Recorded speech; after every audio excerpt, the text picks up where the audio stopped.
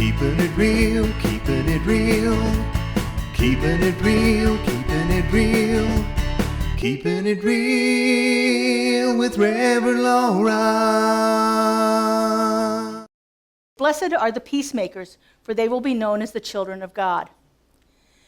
These statements of Jesus of Nazareth were so powerful. This is what he opened up his most pivotal talk that he ever gave, which is the Sermon on the Mount, was opened with these 9 statements that all began with blessed.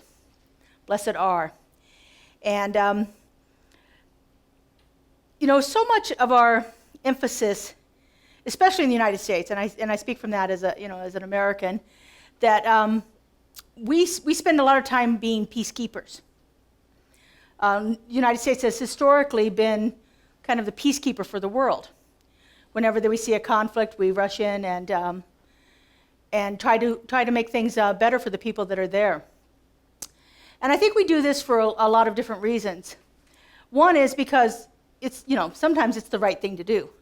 That we actually need to be helping out in places where things are so unjust that they can't continue.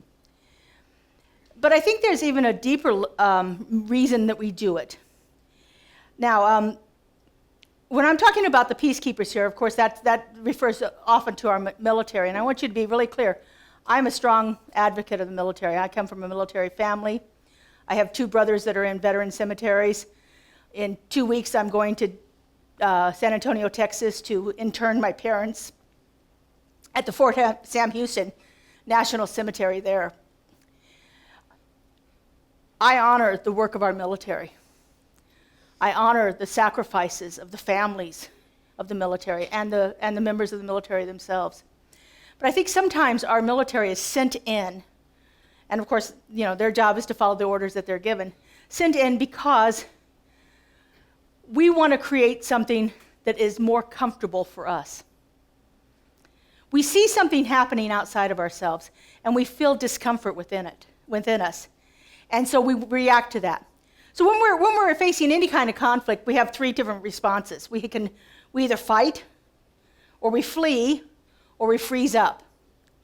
And all too often, we have a tendency to fight before we do anything else. We have a tendency to go in and try to correct that wrong because what we're seeing is making us uncomfortable. It's making us feel some level of discomfort, whether we think this is it shouldn't be that way. We say in our minds, it shouldn't be that way. People shouldn't have to have that happen to them. It shouldn't be that way. So it's making us feel like, I want to change something. And oftentimes, what we think needs to be changed is not actually appropriate for the culture that we're going into. Cultures have survived long. United States is a pretty young culture as far as cultures go in the world. And we go in and we try to fix it. We try to solve it. We are peacekeepers. We are trying to make peace happen right there. We're trying to force it to happen.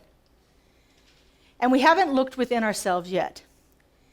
As Melissa said in her song, it begins within us. As Debbie said in her meditation this morning, peace begins within us.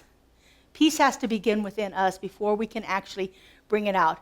And all too often, our initial response is to try to fix it.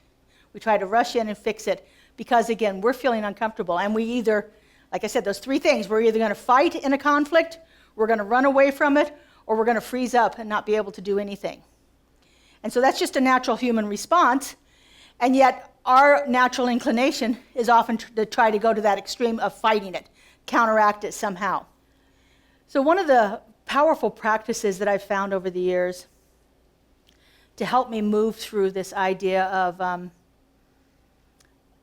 being a peacemaker, of active practice, something I can actively do to bring more peace into a situation, is a Buddhist meditation called the Tonglen. So Tong means giving or sending, and Lin means receiving or getting.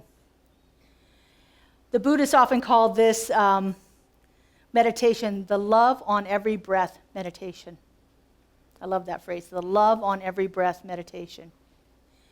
And so this is about breathing in the conflict.